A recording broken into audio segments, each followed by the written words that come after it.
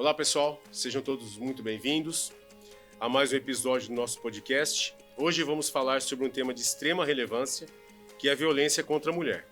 Infelizmente, mesmo com tantos avanços legais, ainda convivemos diariamente com notícias e casos que chocam e preocupam a sociedade. Para enriquecer esse debate, tenho a honra de receber duas convidadas especiais que atuam no direito e têm experiência no atendimento a mulheres em situação de violência. Então, bem-vindas e vamos começar o nosso debate. Primeiro, eu gostaria que vocês se apresentassem para o nosso público. Meu nome é Fabiane Raal, eu sou advogada e trabalho basicamente na área de família e a gente tem uma experiência com a questão da violência doméstica, né? Que é onde as coisas acabam acontecendo e nem sempre é muito fácil de resolver, mas existem caminhos para se resolver, né? Então é sobre isso que nós vamos falar aqui hoje. A minha colega também tem bastante experiência em relação à questão de como as mulheres podem se defender e ela vai poder explicar melhor. Olá pessoal, tudo bem? Obrigada pelo convite, é um prazer. Agradeço primeiramente pelo espaço, porque as pessoas às vezes não sabem a importância que é quando a gente recebe um espaço para poder falar sobre isso. Então, muito obrigada pelo convite. Muito obrigada por nos ceder o espaço. Então, vamos dar início ao nosso bate-papo. No primeiro bloco, a gente vai conversar um pouco sobre o panorama geral dessa situação, né? Então, para começarmos, eu gostaria de ouvir de vocês como a violência contra a mulher tem se manifestado hoje no Brasil. Doutora Fabiane, se você quiser começar. Então, é uma questão muito ampla, né? Porque nós, quando falamos de violência, nós não estamos falando apenas de violência física, né? Que é o padrão da palavra quando se pensa em violência. Existem diversas formas de violência, depois a minha colega Kátia vai explicar um pouco melhor, mas o que a gente percebe muitas vezes é que essas manifestações, elas não começam com agressão, né? Elas começam de uma forma de irritação, humilhação, com coisas insignificantes que vão evoluindo até a destruição de objetos e vidas. Vai chegar na violência. Exatamente. Então, na verdade, esse panorama, ele é muito, assim, muitas vezes, tem uma cortina de fumaça ali que as pessoas não percebem, né? E aí, como a gente tem a questão do machismo estrutural, a gente tem uma questão também cultural. Então, ela é um panorama, assim, preocupante, porque os casos são muito graves, existem muitos casos, e isso porque os dados que a gente tem é de subnotificações, e eles já são alarmantes. Mas muitas vezes é pelo fato da agredida, vamos dizer assim, não entender o que está acontecendo, ou ter medo, ou enfim. É multifatorial.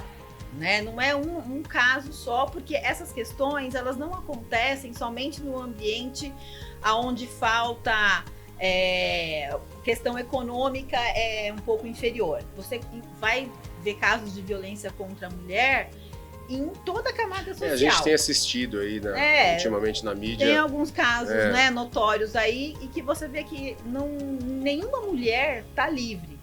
E também nós temos diversas formas, que a minha colega vai poder explicar melhor, de violência que envolve questões que as pessoas nem imaginam que estão sofrendo violência, né, Kátia? Então, vamos lá, doutora Kátia. Vamos lá. Eu sempre gosto de começar essa conversa tentando esclarecer para as mulheres as diferentes formas de violência a que elas podem estar sujeitas, porque nós ainda temos a impressão ou a mentalidade de acreditar que violência contra doméstica significa apanhar, sofrer uma agressão física, levar uma surra, tomar um murro. Sim, essa é a violência mais fácil de ser identificada, é a que deixa marcas mais evidentes, mais talvez a que visíveis, choque mais a sociedade, né? Mas ela não é a única forma. Entendi. Na verdade, a violência ela tende a ser um processo que se escala, né? Ele se inicia e vai evoluindo, e ele vai evoluindo, ele escala, ele vai escalando. A Lei Maria da Penha, na verdade, o Agosto Lilás, que é o tema aqui do bate-papo de hoje, ele não se limita exclusivamente à Lei Maria da Penha. Ele é para jogar luz no tema do combate a qualquer forma de violência contra a mulher. Nós temos no Brasil algo muito específico, que é a Lei Maria da Penha, é um avanço, já com 19 anos de Lei Maria da Penha, nós já demos passos muito importantes, nós temos consciência de que estamos, isso também é algo que eu repito sempre, que estamos a anos-luz de qualquer situação que possa ser considerada minimamente ideal, mas nós demos passos importantes e nós precisamos continuar dando esses passos. Então, a primeira informação, a primeira luz que eu gosto de jogar é nisso. Mulheres, identifiquem se vocês estão em uma situação de violência. Isso não significa identificar extremo, se você está apanhando. Entendi. Porque muitas mulheres chegam para nós e dizem, olha, ele é meio grosso, ele é meio ciumento, mas ele nunca me bateu. Então essa mulher, às vezes essa ela acredita não começa nem com a companheira, né? Pode ser a atitude que a pessoa tem em outros lugares, né? No trânsito. Ela começa com a violência psicológica. A mulher chegar na agressão física, às vezes nem chega na agressão física. Entendi. Mas a violência psicológica, ela é muito... E o comportamento da pessoa diz muito, né? Sim, até longe... sinais, né? Isso, até nem diretamente ligado à sua companheira, né? E nem sempre, também uma outra coisa importante de verificar, nem sempre nós estamos falando de companheiros. Existem também filhos que agridem pais, exatamente. Irmãos que se agridem, né? Então, assim, nós temos que entender que a violência, ela é uma escalada muito maior.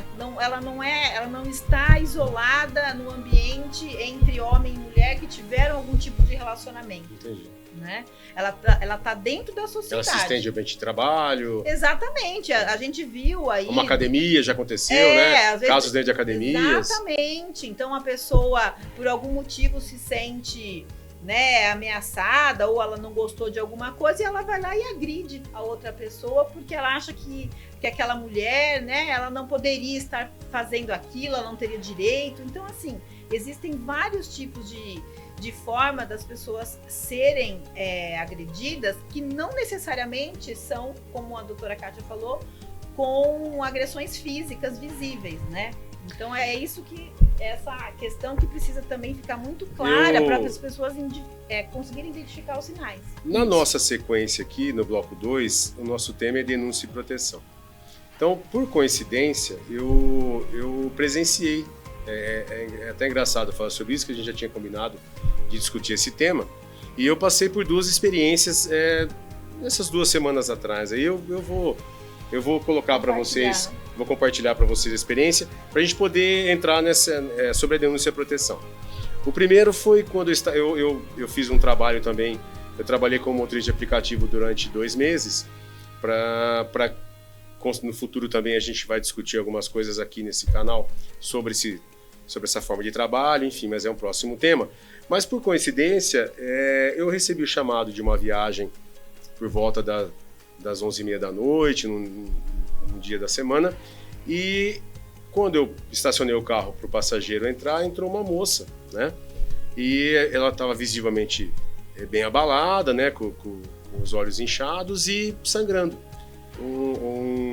Uma das maçãs do rosto dela apresentava um corte, ela tinha um papel, talvez ali, uma folha, um papel higiênico, algo muito parecido, bem cheio de sangue. Eu fiquei em silêncio, eu verifiquei que o destino dela era a beneficência portuguesa, fiquei atento, né, ali ao que poderia estar acontecendo, evitei puxar assunto, né, ela estava bem abalada, mas durante a corrida, né, o celular tocou, me pareceu que era o namorado dessa pessoa, né? Ela disse que não ia comentar onde ela estava indo, que ela estava abalada pelo que tinha acontecido. O que deu a entender, na verdade, era que foi talvez o pai dela tivesse feito essa agressão. Enfim, mas é uma suposição pelo que eu escutei. Mas esse não é onde eu quero chegar. Quando eu estacionei, aí sim é o assunto em si. Quando eu estacionei em frente à Beneficência Portuguesa e a moça desceu, por coincidência, à minha frente tinha uma viatura da Polícia Militar. E um policial estava do lado de fora, encostado na viatura, e naquele momento eu pensei, desço, não desço, o que eu faço? Eu resolvi, desliguei o carro, desci, fui até ele e comentei, né? E Eu disse a ele que eu estava com uma passageira, que ela tinha acabado de entrar na Beneficência Portuguesa e que ela estava com o rosto machucado. E que provavelmente, a minha suspeita é que ela tivesse sofrido uma agressão, né? Para o meu, assim, para a minha surpresa e susto, ele não demonstrou nenhuma reação assim de espanto, na verdade, e nem se deslocou até o PA, né? Até o pronto-socorro. Ele simplesmente comentou que deveria ser algum caso familiar, né? Que provavelmente seria o esposo, enfim, fez um comentário nesse sentido e simplesmente saiu, né, da minha frente, deu a volta, eu fiquei um pouco sem reação. Bom, enfim, entrei no carro e fui embora. E isso ficou bem marcado, assim. Os hospitais, Edilson, eles são obrigados a notificar casos de violência, né? Mas eu falo o comportamento da pessoa, assim. E nem como levando em consideração ser a polícia, não é esse a questão. É o comportamento. É a pessoa não ficar indignado com esse comentário. Comum que é a situação, talvez, né? Talvez eu estou colocando esse assunto aqui para que a gente entenda essa questão da denúncia e da proteção. Então, é um dos impedimentos da mulher. Uma das coisas que mais segura uma mulher na hora de decidir denunciar é o medo que ela tem da revitimização que ela vai sofrer. Mas essa questão de quem recebe a denúncia, por exemplo, no caso ele era um homem, né? Eu acredito que se fosse uma policial feminina, ela nem esperaria eu chegar ali. Talvez até por essa questão de ser mulher também iria lá ver, porque todo mundo viu essa moça entrando ensanguentada ali, né? Numa situação como essa, o hospital vai informar a polícia militar, né? Eles são obrigados a informar essas questões de agressões sofridas, muito embora às vezes a mulher fala aquela história que caiu. É isso que eu falo. Se ela virar e falar, não, eu bati na porta, enfim. Mas de qualquer maneira eles têm que informar e... Mas esse comportamento não é um mas comportamento... Mas o policial ali naquele momento, embora a gente fique chocado com essa questão da falta de empatia, né, vamos assim dizer, mas ele não teria mesmo muito o que fazer, né? Porque, embora não dependa dela fazer uma queixa para poder ser a ação dele, na verdade... Mas a ação dele seria, por exemplo, se você soubesse do agressor e tivesse falado, olha, o rapaz que agrediu essa mulher, que saiu do meu carro, está ali naquela esquina. Aí sim, aí ele não teria cumprido o dever dele. Mas nessa situação, realmente, ele fica...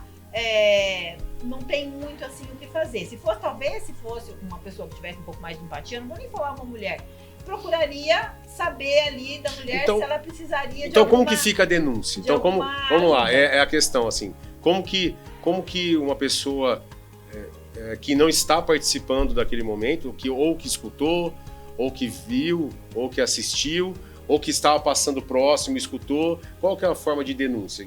Uma pessoa que não está ali envolvida na agressão. Está suspeitando. Como que seria a denúncia? 190. DDM. Delegacia de Defesa da Mulher, 190, plantão policial. Mas a Lei Maria da Penha trouxe essa inovação de não mais ser exclusivamente a vítima a ter que denunciar. Então, uma mãe que sabe que a filha apanha do marido, por exemplo, para dar uma situação, ilustrar uma situação muito comum, consegue fazer isso. Então, outro caso que eu quero citar aqui, que por coincidência eu... É que, na verdade, pelo que você está contando, estou ouvindo superficialmente também, mas assim,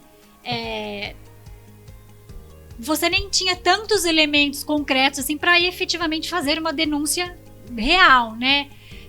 Você mais chamou a atenção daquele policial para uma situação que talvez você estivesse percebendo.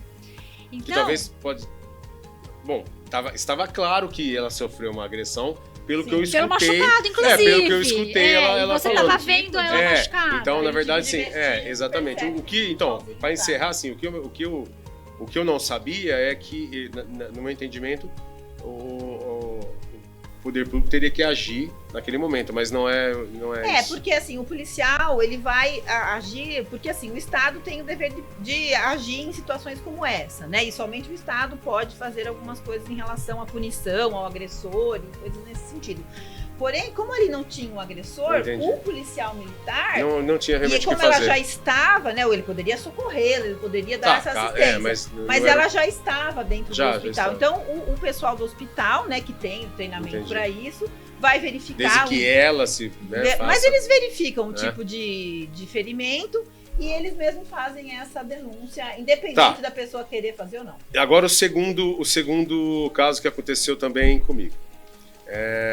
Eu ouvi, né, na verdade aí não foi visual, eu ouvi uma discussão entre um casal próximo, muito próximo, né, não fazem parte do meu círculo de amizades, de convivência, mas eu estava próximo, então eu ouvi um barulho, né, de coisas quebrando, uma discussão muito baixa, né, depois eu acabei ouvindo o homem, né, da relação dizendo que poderia chamar a polícia e a mulher dizendo que ia mesmo chamar, enfim. Aí eu parei para pensar, falei, o que eu faço? Né? Já tinha passado por essa experiência, né, no hospital, com essa pessoa, né, que eu levei no hospital. Aí eu pensei, falei, bom, vou denunciar. Aí eu usei o 180. Aí, novamente, pela minha surpresa e talvez também por não saber como é que funciona, respondi do 180 que o caso era de eu devia ter ligado no 90 e não no 180, né? E aí me frustrou mais uma vez. Eu falei, nossa, que por coincidência estamos aqui hoje, né? Porque isso aconteceu há pouco tempo atrás. Então eu gostaria de que vocês esclarecessem também essa dúvida. É 180 ou é 190? Emergencialmente, 190. 190. 190. E 180, então, seria... vamos esclarecer o 180.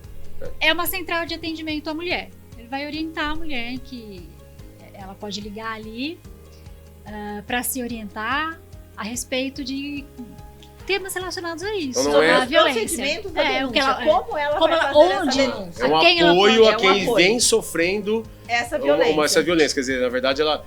entendi, então. Ela vai ter uma orientação. Não é pós-agressão. Não é para pedir socorro. Para pedir 80 socorro não é para 90. O 80 não é para pedir socorro, é o 90. Deveria ter ligado no 90, né? Mas é muito comum, porque as campanhas que tem, elas não explicam também. Então, né? eu, na verdade, no meu entendimento, era através do 180 que essa pessoa seria atendida.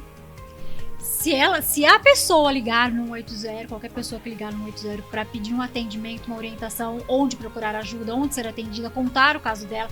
O meu caso específico foi esse. Quem pode me ajudar? Onde eu encontro auxílio para isso que está acontecendo comigo? Entendi. Tudo isso ela vai encontrar no 180. Atendimento de emergência, violência está acontecendo, agressão está acontecendo? 190. Polícia. Entendi. Exatamente.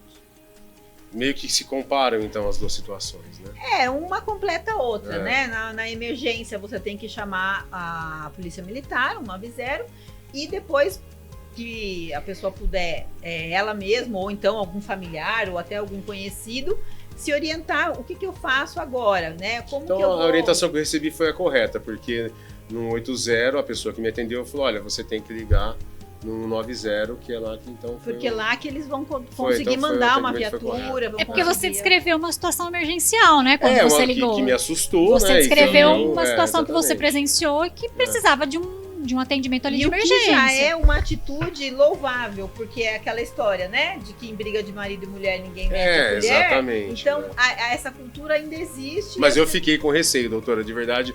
Mas por eu ter uma filha, né? Sim, a gente se coloca, eu me coloco, não quero nem imaginar uma situação dessa próxima à minha pessoa. Mas essa indignação é que a gente procura hoje nas pessoas, né? Delas não se omitirem. Porque ainda que não seja um caso extremo, ainda assim são os sinais. Exatamente. Então a gente está vendo o que está acontecendo, porque não é admitível nem um empurrão, quem dirá uma questão mais grave, como a gente está vendo aí. Um palavrão dirigido à pessoa. Ofensas psicológicas exatamente, isso já é inaceitável, né? Então realmente, a gente tem, quando a gente percebe que alguma coisa não está bem, nós temos a obrigação de tomar providências. Perfeito. Não é uma questão, não quero me meter, porque depois eles voltam e eu que fico mal na história. Não, isso a gente não pode mais ter esse pensamento. Nós temos que fazer a nossa parte, porque aquela mulher, ela pode estar sendo coagida de alguma forma. Não é que ela volta porque é o famoso mulher de malandro, ou então aquela questão, né? Às vezes é uma dependência. A gente não sabe o que está acontecendo ali, né? Existem muitas financeira, questões. Emocional, é difícil. Muitas questões. É difícil ter um preconceito, né? Então a gente percebeu, é melhor a gente chamar. Se for violência iminente ali, é um 9-0. E se não, se possível, conversar com a pessoa e explicar que ela pode pedir ajuda, né? Que ela não precisa ficar naquela situação, que existem meios dela se libertar daquela situação. Mas hoje, com a mídia em cima, né? Com tantos casos, infelizmente, né? Com tantos casos aí pipocando nesse país, aí parece que é um por semana, né? É até estranho, né? Você presenciar uma atitude dessa e verificar que no outro dia as coisas parecem que voltaram ao normal, né? Fala, nossa, tá tudo normal de novo, né? Quer dizer, no dia anterior quebra-se tudo e depois no outro dia se fala, nossa, parece que não aconteceu nada, é tão estranho, né? Mas assim, a gente fica com essa sensação o ciclo da violência. É o ciclo da Isso que a gente chama de violência. ciclo, é o ciclo da ciclo violência. da violência. Um dia tá legal, um dia não tá legal. E também a gente tem muitas questões que nos envolvem de crenças que a gente tem que tentar, que a gente tem que dar uma chance, que foi só aquela vez, né? Que a pessoa não é assim, o famoso quem me conhece sabe. Exatamente. Né? Essa outra frase famosa, né? Quem me conhece sabe. É incrível. Não, né? eu não faço isso. Incrível, foi uma situação, né? Ou agora, né? Eu tava sem meus remédios, Isso, ou eu tomei remédio demais. Ou excesso de remédio, né? né? Exatamente. Então, assim, as desculpas. E fica tudo bonzinho, aquelas carinhas de as desculpas, elas são muitas, né? Mas assim, sem querer defender agressor, mas essa pessoa também não é normal. Ela também precisa de tratamento. Também precisa de tratamento. Quem se deixa, né? Não, se o agressor. O agressor, lógico. O agressor também, esse não é... além de ser preso, precisa de tratamento. Ele precisa dos dois, né? A cadeia e o tratamento. No Brasil nós não temos prisão perpétua nem pena de morte. Então a pessoa que vai presa, em algum momento ela vai sair da cadeia. Então a ideia é que ela saia melhor, não pior. Sim. Infelizmente não é isso que acontece. São raras as exceções, né, doutora? Então assim, a gente tem que pensar que aquela pessoa, ela precisa de alguma forma melhorar, né? Porque a própria Lei Maria da Penha, ela tem no seu bojo a questão de passar para aquele agressor que aquele comportamento não é aceitável. Então vamos lá, pegar esse gancho então, no bloco 3 aqui para a gente continuar. Uma comparação internacional, vamos fazer uma comparativa internacional. Olhando para fora do Brasil, como está esse cenário, né? O Brasil em relação a outros países na questão da violência contra a mulher? Quais são as políticas, as leis, enfim? Nós inspiramos outros países. Que bacana. A nossa lei é inovadora, é moderna e é inspiração. É aplaudida. Nossa, que bacana. Assim. Muitos países, até considerados mais desenvolvidos, e são de fato mais desenvolvidos em outros campos, em outros setores, né? Mas nós tivemos essa história real da Maria da Penha, que é uma pessoa real, né? Sim.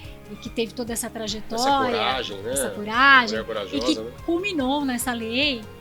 E se eu não me engano, ela ficou paralítica de tanto apanhar, não foi? Tetraplégica de tanto apanhar, não foi? Ela tomou um tiro, um tiro, né? Ela chegou além de apanhar, ela tomou um tiro. Dormindo. E depois ele ainda tentou, ela não morreu, depois ele tentou eletrocutar ela. Meu Deus, essa eu não sabia. Olha que força dessa mulher, né? Pois é. Que coisa pesada, né? E esses são os frutos, né, da coragem dela. Sim, sem dúvida. Fora do Brasil existem sim legislações, mas não assim como a gente tem aqui, no sentido de ter uma lei específica para a violência contra a mulher. Eles têm legislações, né, nos Estados Unidos, na Europa, que combatem a violência contra a mulher, mas não é específica como uma Lei Maria da Penha, né? Eles têm, assim, a Espanha... a Lei Maria da Penha ela é de 2006. A Espanha tem uma lei orgânica de medidas de proteção integral contra a violência contra a mulher, que é de 2004. Não é tão abrangente como a Lei Maria da Penha, sim, mas essa preocupação da violência contra a mulher, ela é global. Ela não é, porque não são casos isolados de países de terceiro mundo, como a gente falou. Exatamente, não é uma questão... Não são casos econômicos, não são pessoas humildes que sofrem mais violência, ou pessoas de classe média, ou pessoas da alta sociedade. todos estão sujeitos. Todas estão sujeitas a... Eu quero fazer um parênteses, quero aproveitar o gancho para fazer né? esse parênteses aqui. Vamos lá, então. A violência contra a mulher especificamente, como as outras formas de violência, ela não tem cara, ela não tem nacionalidade, ela não vê classe social, ela não vê condição financeira, ela não vê escolaridade. Então, isso também é uma coisa que a gente precisa esclarecer. Esse mal, ele aflige todas as classes sociais, todas as nacionalidades. Não é o homem de tal lugar que é mais violento. Feminicídio, agressão, em todos os países, nos europeus, inclusive, nos desenvolvidos também.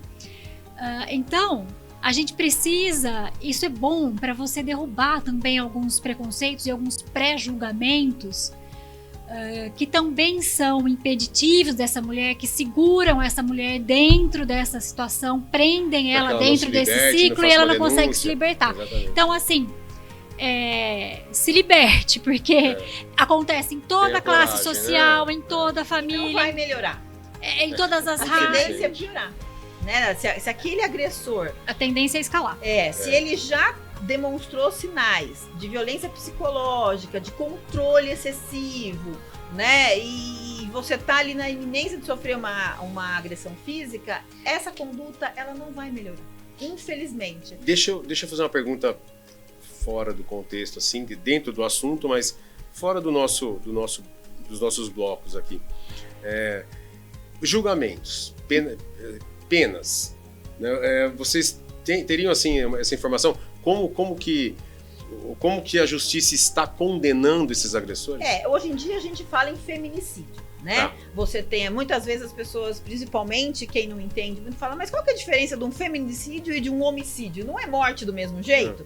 Sim, de fato é. Porém, é o motivo, né? O que levou àquela morte. Então, pela razão de ser mulher, somente pela razão de ser mulher, porque é diferente de você estar num assalto, ser morto, né, ou que a gente conhece como latrocínio, ou em outras situações de fuga, enfim, é diferente. Nessa situação, justamente o feminicídio, ele fala, porque é mulher, porque se não fosse mulher, ela não teria sido morta. Né? E isso também Por ser mulher, ela recebeu a violência. Ela recebeu a violência. É a condição de mulher que determinou que ela fosse morta. Coisa horrível, né?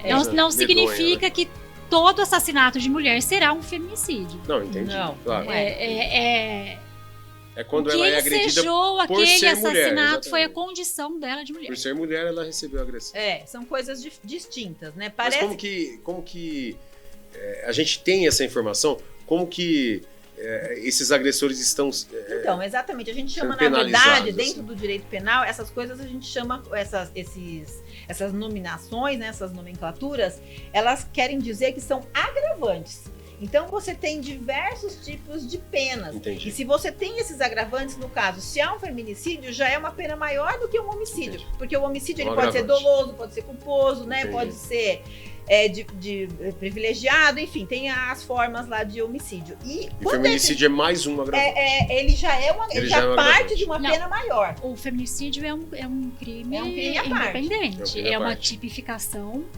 independente. Então, ele não é um agravante, não. Ele é um crime. Ele é um Não, crime. agravante Ele é um crime tipificado. O agravante que eu falo é que a pena dele é maior do que do homicídio. Tá. Né? Dependendo do homicídio, a gente vai ter que saber qual é. Então, e aí o agravante que a gente fala, em cima do feminicídio, você tem outros agravantes.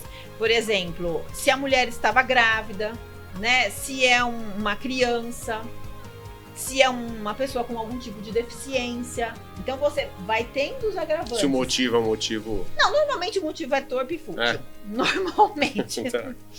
Pena, né? Infelizmente, né? Não existe nenhum motivo que justifique você Claro. tirar a vida de alguém, Exatamente. você, né? É que a gente escuta muito isso, né? Motivo fútil, porque motivo... normalmente é isso mesmo, né? Infelizmente. Então aí o que acontece é que vai somando as penas, né? Entendi. E porque o que acontece, né? Você escutou, pode chamar a polícia, porque existe ainda na população Esse ponto que eu ia chegar. uma grande Questão sensação, cultural, uma grande sensação de que essas coisas não vai acontecer surtirão nada. efeitos, que existe uma impunidade. Foi exatamente essa né? frase. Pode chamar a polícia. Quer dizer, como assim, né? A Você pessoa vai tá lá, errada. quebra tudo, bate na pessoa e pode chamar a polícia. É muito estranho, né? Eu achei assim, eu fiquei realmente perplexo com essa. Né? É muito estranho. Pode chamar. Como assim pode chamar a polícia? Por vários motivos. Ele acha que ela não vai ter coragem, ele acha que não vai a polícia não nada. vai vir, porque afinal de contas ele não fez nada, só deu um tapa, machão, empurrou, né? Só jogou um machão, armário no chão. Exatamente. Qual que é o problema? Você tá dentro da casa dele, né? Então existe muito essa questão, ainda que é o tal do machismo estrutural, né? Que a gente tem na sociedade.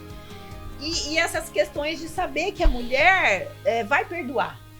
Né? Também tem essa ela sensação, vai me perdoar, isso daí foi uma bobagem, por que você está reclamando disso? Isso estava não é nervoso, nada. foi 5 minutos, né? Eu pago todas as contas da casa, não te falta nada, por que você está reclamando, né? Então, existem essas questões. Então, isso também não é uma coisa, assim, nacional. É um comportamento internacional. Desde que as mulheres, né, tiveram e ainda lutam pela sua independência em relação a igualdade, embora seja lei, né? Todos são iguais perante a lei, na verdade não são tão iguais assim, né? Os direitos ainda não estão equiparados. Então, a mulher, ela, por conta dessa ascensão, e nos últimos anos, realmente, a mulher tem tomado frentes em posições que antes só pertenciam aos homens, está tendo essa dificuldade. E isso não tem nada a ver, às vezes as pessoas confundem, o feminismo, o machismo. Não tem nada a ver. Nós estamos falando de seres humanos, né? Seres e agressão, que é o extremo, né? Você agredir alguém, assim. Mas se você pensar disso, que quando teve aquele caso emblemático lá, antes do Maria da Penha, que foi da Ângela Diniz, sim, também, que ela tomou tiros no rosto. E o primeiro julgamento, o rapaz foi absolvido porque ele estava defendendo a honra dele. Né? Inacreditável. São coisas que a gente hoje vê de forma absurda. Porém, é muito recente um posicionamento do Supremo Tribunal Federal dizendo, porque até hoje, por incrível que pareça, existem situações que a defesa alegava esse tipo de defesa, assim, de justificativa. É a honra, né? Mas não pode mais. Agora foi, mas é recente, é coisa super recente. Não é mais aceito no judiciário esse tipo de defesa. Mas até bem pouco tempo atrás, estou falando ano passado, assim, não estou falando... Não, eu sei, eu com certeza, a gente deve voltar aqui para... É legítima defesa da honra. Para debater mais esse assunto, essa defesa caiu. Isso não pode mais ser alegado, não é mais aceito no judiciário. Então existem, infelizmente, estamos caminhando para o fim, né? E, nossa, agradeço demais o bate-papo. Esse assunto rende bacana, muito, né? Tem muita coisa para falar. Com certeza vamos voltar a falar sobre isso. Para a gente concluir, então, eu queria que cada uma deixasse sua mensagem para finalizar o nosso bate-papo. Eu vou usar o meu espaço, então, para dizer às mulheres sobre as formas de violência que estão previstas na Lei Maria da Penha. Além da violência física, que é especificamente a agressão, que todos conhecemos e identificamos, existe também a violência psicológica, que são as humilhações, as ameaças, as chantagens, esse tipo de situação. A violência sexual, e aqui eu sempre peço licença para fazer um parêntese e falar com as mulheres casadas a respeito do estupro conjugal, que ainda hoje vemos mulheres que ainda acreditam que o sexo é um direito do marido e um dever da esposa. Então eu gostaria de dizer para as mulheres casadas que elas também têm o direito de dizer não, inclusive para os seus maridos. Entendi. É importante dizer isso, porque é desconhecido de muitas mulheres. Então eu sempre gosto muito de frisar essa questão. A violência patrimonial também existe. A gente costuma falar o marido, né? Porque a gente acaba falando das situações que mais se apresentam, mas não é só marido, porque a violência no contexto doméstico familiar, você pode se tratar de um namorado, de um noivo, de um companheiro, um convivente, etc. Um familiar que tenha Se existir uma relação de afeto, você já consegue enquadrar nesse âmbito de doméstico e familiar, que a Lei Maria da Penha cobre. Então, a violência patrimonial, por exemplo, o marido não deixa a mulher trabalhar para que ela tenha o seu próprio direito, ou dinheiro, desculpe, muito. Ou até deixa, mas controla o dinheiro dela. O rendimento. Então, essa forma de controle é uma violência patrimonial. Esconder documentos, mulheres que querem ir até um posto de saúde, precisam de um atendimento, não sabe, o RG está escondido, como é que ela se locomove, não tem o dinheiro do Uber? É inacreditável. Gente, se eu contar coisas assim que parecem absurdas para muitas de nós, é a realidade de muita mulher, e ela não sabe que isso é uma forma de violência. Ela acredita que como ela não apanhou, ela não sofreu violência. É verdade, né? As pessoas vinculam muito isso à agressão. Vinculam, então, física, perdão. Muitas mulheres precisam ir ao posto de saúde e não conseguem, porque não tem como se locomover, não sabem onde está o documento que está escondido, esse tipo de coisa. E a violência moral, que na verdade são os crimes contra a honra, calúnia, injúria e difamação, já previstos no Código Penal, etc. Mas eles estão na Lei Maria da Penha, eles foram trazidos ali, estão inseridos ali, que é para ficar claro que nesse contexto é crime injuriar, caluniar e difamar uma mulher. Então é uma violência, é uma forma de violência. Tá? Mulheres, abram os olhos. Tem uma frase... Não se calem, né? Não se calem. Não se calem. Em briga de marido e mulher, se mete a colher? Sim. Nós precisamos quebrar o silêncio. Tem uma frase de uma colega, eu peço perdão, mas a frase é muito importante, eu não vou conseguir lembrar o nome agora, mas ela diz assim: a mulher que diz que nunca sofreu uma violência, na verdade ela é só muito distraída. Olha só. Em algum momento, alguma pequena violência, alguma pequena agressão, uma piada, um desmerecimento, uma desqualificação, uma deslegitimação daquela mulher foi uma forma de violência. Mas a gente não foi educada, talvez, não sei. Nós não estamos preparados para identificar essas pequenas violências. Então, muitas mulheres dizem, eu nunca fui vítima. Não, você só foi distraída. Para pra pensar, vai ótimo, essa frase é ótima. Nós usamos muito. Eu peço perdão para a colega, a autora da frase. Eu vou depois eu conto e você dá os créditos.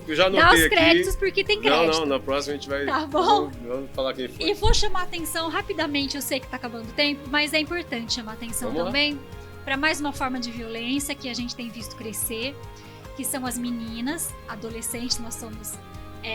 Você pai, eu sou mãe de menina, ele é mãe de menina. As nossas já são mocinhas, né? A dela é mais menina. Aliás, um beijão, filhota. As meninas começam a namorar, maravilhosa. Maria Paula, um beijo. Onde ela tá? Beijão, filhotinha. Ela já voltou? Já tá em Coimbra, já as aulas voltam semana que vem. Maria Paula, vamos fazer nós duas escolhe um tema. Olha só, deixa eu retomar meu... Ela é linda mesmo, gente. Eu conheço pessoalmente, ela é linda por dentro e por fora. Vamos retomar aqui a questão das meninas, das adolescentes que começam a namorar. Uma adolescente, você não pode esperar de uma adolescente a mesma maturidade, é óbvio, que você espera de uma mulher mais adulta. Claro. E aí o que acontece? Essa menina acredita que está vivendo um grande amor. Então, para ela também é difícil identificar. Tem acontecido muitos casos de isolamento dessa menina. Esse rapaz, que muitas vezes também não sabe, porque ele também é um jovem, ele também não tem consciência do estrago que ele está fazendo, mas ele começa a isolar essa menina. Primeiro no celular, ele controla o celular dela. Normalmente é assim a linha do tempo, ele começa controlando o celular dela. Qualquer coisa que tem é tudo que tem. Aí ele passa com, amigos homens, já uma das primeiras proibições que ele traz para esse relacionamento. Aí isso se expande para as amigas mulheres, para as primas, para as tias. Chega no pai e na mãe. Ele isola essa menina do pai e da mãe.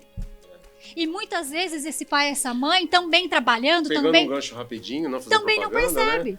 Tem um documentário, uma minissérie, na verdade, na Netflix, aqui, aproveitando, e vale a pena deixar registrado, chama Areia Movediça. É uma minissérie muito bacana que explora esse assunto. Tem acontecido bastante. Que é esse isolamento de casais, né? Só que ela chega chega num extremo lá, mas vale a pena assistir. Chamaria É por isso que eu gosto de chamar atenção para esses casos. Porque, infelizmente, talvez até pela imaturidade dos envolvidos, muitas vezes essas histórias terminam em tragédias. Então, gente, vamos abrir o olho. Olhos atentos, é que eu sempre gosto de pedir, olhos atentos. Para suas irmãs, para suas primas, suas vizinhas, suas amigas, para as filhas das suas amigas, para as filhas das suas vizinhas, para todo mundo. Olhos atentos. Excelente, doutora. Olhos atentos. Muito isso obrigado, que eu encerro com esse pedido. Muito obrigado, doutora Fabiane. Obrigada mais uma vez pelo espaço. Obrigado. Acredito que a doutora Kátia já disse tudo, então eu só quero complementar dizendo que o primeiro passo é o mais difícil, né? Mas é o mais importante. Então, não tenham medo de denunciar. Exatamente. Não tenham medo de se expor, porque você não está se expondo, você está se protegendo. Exatamente. Eu não. Prometo, vamos lá, eu vou ser. Vamos lá, então 30 segundos. A última intervenção. Vamos lá. Gente, eu sei que é difícil, porque o ser humano tem essa tendência, mas nós precisamos aprender a ouvir sem julgar. Nós precisamos aprender a ouvir sem julgar. Esse é o nosso papel nesse momento, porque o acolhimento passa por isso. As mulheres não denunciam por falta de acolhimento ou por medo de não ter o acolhimento. Então, do lado de cá, nós precisamos aprender, é difícil, eu sei, nós precisamos aprender a ouvir sem julgar. Tá bom? Bom, muito obrigada. Vamos lá, vamos encerrar então. Bom, novamente agradeço demais esse bate-papo. Com certeza nós vamos voltar aqui mais de uma vez, mais de 2 vezes. E para você que esteve conosco até agora, né, assistiu esse podcast, deixem o like, façam o cadastro, né, no canal para que vocês recebam as notificações de novos vídeos e obrigado a todos e vamos em frente.